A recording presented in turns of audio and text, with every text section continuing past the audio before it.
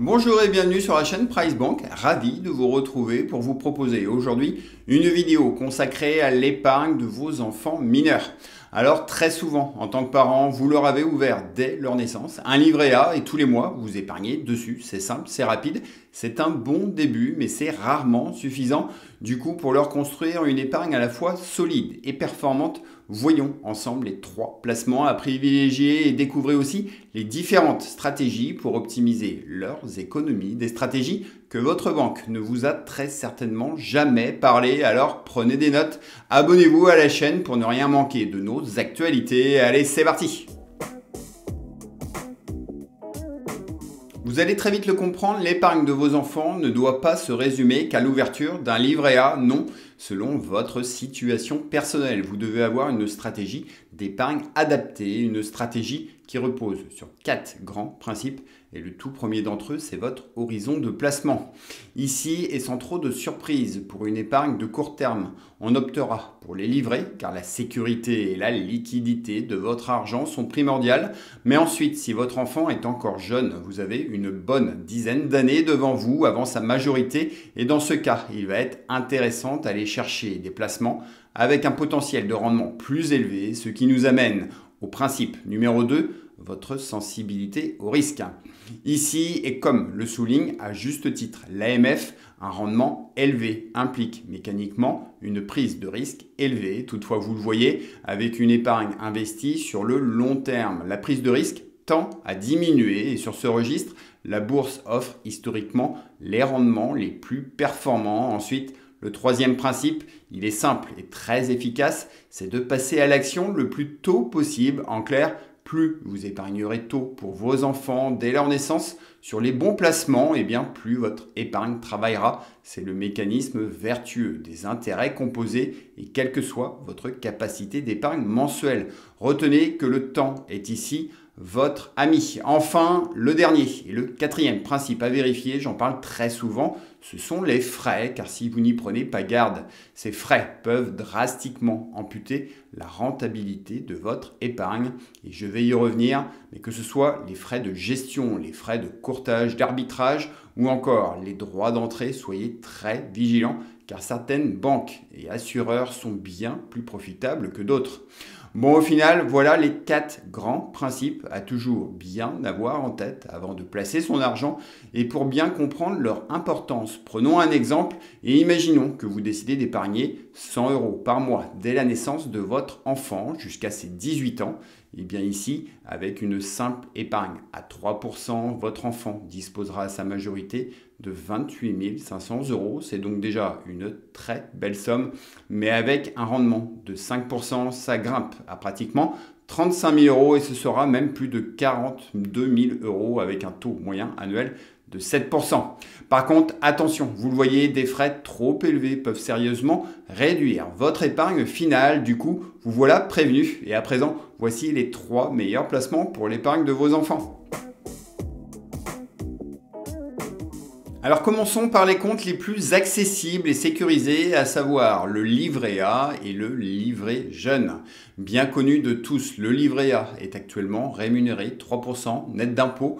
Vous pouvez verser dessus jusqu'à 22 950 € et si ce livret A est le livret préféré des Français, c'est qu'il est à la fois garanti par l'État, sans frais, sans fiscalité et l'argent y est disponible à tout moment. Ensuite, l'autre alternative, c'est le livret jeune. Ce dernier est toutefois réservé uniquement aux enfants âgés de 12 à 25 ans. Son taux est au minimum celui du livret A, mais chaque banque peut décider d'augmenter la rémunération, comme par exemple le Crédit Mutuel qui propose actuellement un taux de 4%.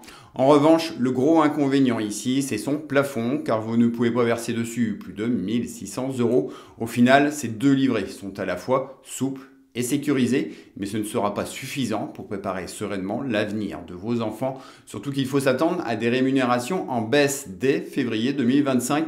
Du coup, si votre enfant est encore jeune, vous bénéficiez d'un horizon de placement bien dégagé. Il va donc être bien plus judicieux de combiner ce livret A avec des placements potentiellement plus rémunérateurs. Ce qui m'amène à la solution numéro 2, l'assurance vie.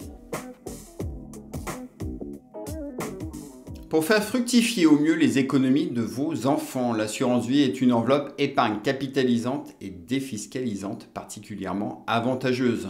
Ici, deux options s'offrent à vous, soit vous ouvrez l'assurance vie à votre nom avec, en cas de décès, votre enfant comme bénéficiaire du contrat, soit vous ouvrez l'assurance vie directement au nom de votre enfant. Dans tous les cas, tâchez de démarrer le contrat le plus tôt possible, idéalement avant les 10 ans de votre enfant. De cette façon, l'assurance vie offre à mes yeux 3 avantages majeurs. Le premier, vous le connaissez très certainement, c'est que l'assurance vie bénéficie, après les 8 ans de détention, d'une fiscalité allégée, avec notamment un abattement annuel de 4 600 € sur les intérêts. En clair, dès sa majorité, votre enfant pourra bénéficier d'une exonération partielle d'impôt, lui permettant en cas de retrait de payer uniquement les prélèvements sociaux de 17,2%. Ensuite, en ouvrant l'assurance vie au nom de votre enfant, vous allez pouvoir définir précisément les conditions d'utilisation de l'argent placé via la mise en place d'un pacte adjoint. Ici, l'objectif est d'éviter que votre enfant touche à son argent pour des dépenses plus ou moins superflues. Ce pacte adjoint fixe ainsi vos règles d'utilisation, comme interdire par exemple tout retrait avant un certain âge, et ce jusqu'à ses 25 ans au maximum. Après, comparé à un simple livret A, le troisième et le dernier avantage de l'assurance vie, c'est que vous allez pouvoir diversifier très facilement vos investissements.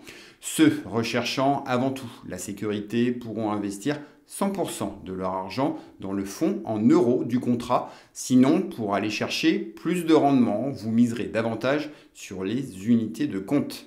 Ça peut être des fonds investis en actions, en obligations, ça peut être dans des SCPI ou bien encore dans des ETF. Et par exemple, un seul ETF MSCI World vous permettra d'investir dans les plus grandes entreprises internationales, principalement américaines, comme Apple, Microsoft ou Tesla. Sur 10 ans, le rendement moyen annualisé de l'indice est de 10%. Tout ça avec des frais de gestion très bas. Et ici, inutile de vous arracher les cheveux pour deviner les entreprises leaders dans les 20 prochaines années. Non, l'indice se met à jour régulièrement pour intégrer les entreprises les plus performantes et exclure celles en difficulté. C'est le pouvoir auto-nettoyant de l'ETF et pour en savoir davantage, je vous laisse découvrir toutes nos vidéos sur le sujet.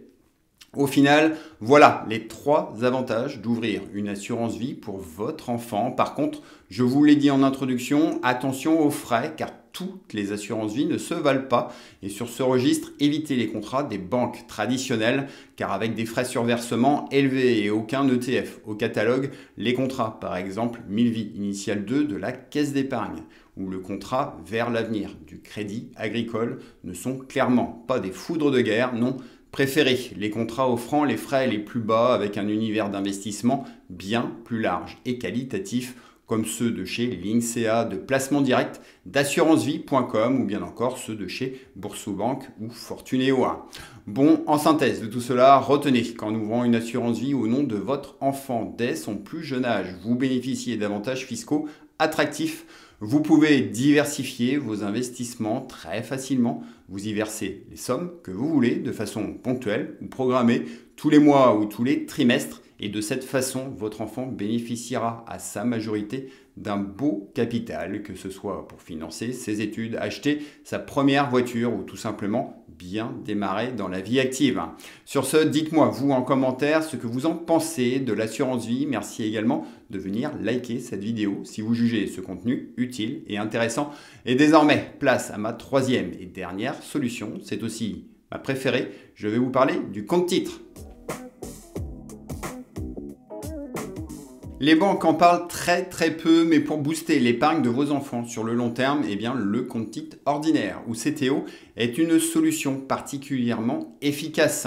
Pour rappel, un compte-titres vous permet d'investir en bourse. Vous pouvez y acheter des actions, des obligations, différents types de fonds et notamment des ETF répliquant les meilleurs indices au monde comme le MSCI World, le S&P 500, le Nasdaq ou bien encore l'Eurostoxx 600. Bien sûr, ce type d'investissement présente un risque de perte en capital. Toutefois, avec un enfant mineur en bas âge, on dispose encore une fois d'un horizon de placement idéal sur plus de 5, 10 ou 15 ans. Et avec un tel horizon de placement, on peut donc espérer d'excellents rendements. Comparé à une assurance vie, ce compte titre va vous permettre d'investir dans un plus grand nombre d'actions et d'ETF. Deuxième avantage, les frais sont également bien moins élevés car ici, pas de frais sur vos versements ou de frais de gestion, mais essentiellement des frais de courtage. En revanche, pour certains, ce compte titre présente deux éventuels défauts comparés à l'assurance vie. Le premier, c'est qu'il n'y a ici pas de fonds euros si vous souhaitez sécuriser votre épargne à un moment donné. Après, côté fiscalité, vos plus-values et vos dividendes sont soumis par défaut à la flat tax de 30%, mais on va le voir, des stratégies permettent de minorer drastiquement cette fiscalité.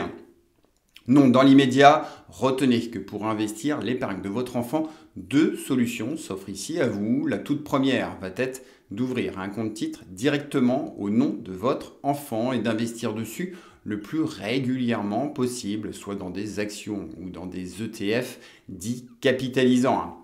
Avec ces ETF capitalisants, vos dividendes sont automatiquement réinvestis. Du coup, aucune imposition n'est due tant que les titres ne sont pas vendus.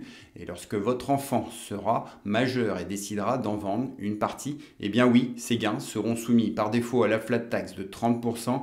Toutefois, s'il est faiblement imposé, il aura tout intérêt à opter pour le barème de l'impôt sur le revenu et par exemple, avec une tranche marginale d'imposition à 0%, il n'aura à payer que les prélèvements sociaux de 17,2%.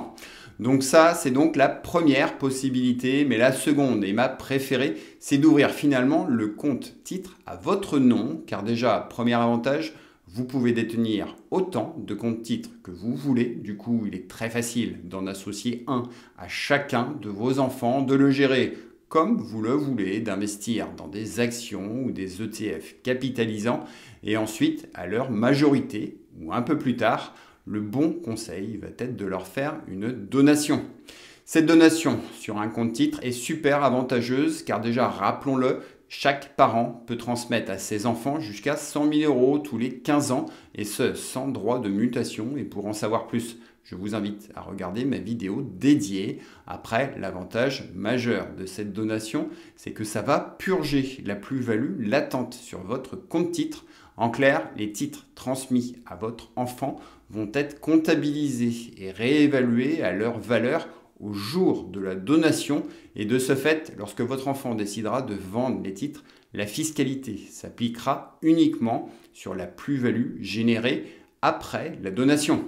Pour bien comprendre, prenons un exemple et imaginons que Michel possède un compte titre avec 100 actions acquises au prix unitaire de 50 euros. Des dizaines d'années plus tard, il décide de les donner à son fils alors qu'elles valent désormais 100 euros. Et bien ici, la donation va permettre de purger les 5 000 euros de plus-value du papa. Et si un an plus tard, le fils revend ses titres au prix unitaire de 120 euros, eh bien la plus-value imposable portera uniquement sur les 2 000 euros et non sur les 7 000.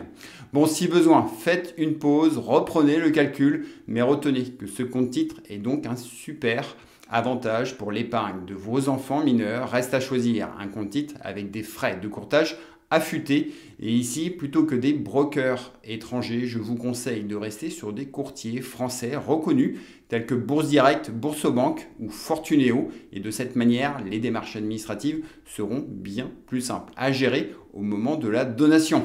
Sur ce, j'ai hâte d'avoir votre avis sur ce compte titre. Profitez-en également pour liker cette vidéo. Et à présent, voici mon verdict final et mes tout derniers conseils. Afin d'aider nos enfants à bien démarrer dans la vie active, le meilleur placement va dépendre de votre horizon de placement, de votre tolérance au risque, mais aussi et surtout de votre régularité d'épargne et votre réelle motivation à vouloir leur constituer une épargne solide et performante. Pour ma part, mon coup de cœur revient ici au compte titre, car sur le long terme, cette enveloppe peut vous offrir un excellent rendement avec peu de frais, peu de contraintes de gestion, vous l'ouvrez à votre nom et investissez dessus dans l'idéal tous les mois. Et on l'a vu, un simple ETF World capitalisant peut suffire.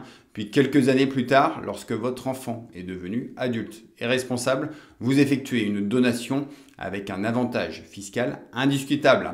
Après, bien plus globalement, tâchons aussi d'éduquer nos enfants dès leur plus jeune âge à la gestion financière, de les initier à l'épargne régulière. Et pour cela, notre outil OptiEpargne est un compagnon idéal pour leur faire comprendre de manière ludique et pratique toutes les vertus des intérêts composés.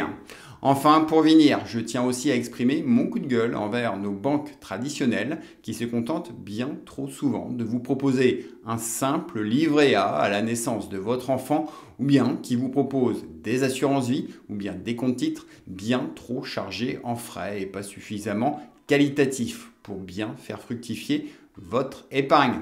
Bon, au final, voilà toutes les informations que je souhaitais vous transmettre aujourd'hui. De votre côté, dites-moi en commentaire quel type d'épargne avez-vous mis en place pour vos enfants et si ce contenu vous a aidé dans vos réflexions, c'est parfait. N'oubliez pas de liker la vidéo et de vous abonner à la chaîne pour suivre nos actualités. Sur ce, prenez bien soin de vous et de votre famille et retenez qu'avec Price Bank, faites les bons choix pour votre argent, pour des finances comprises et assumées.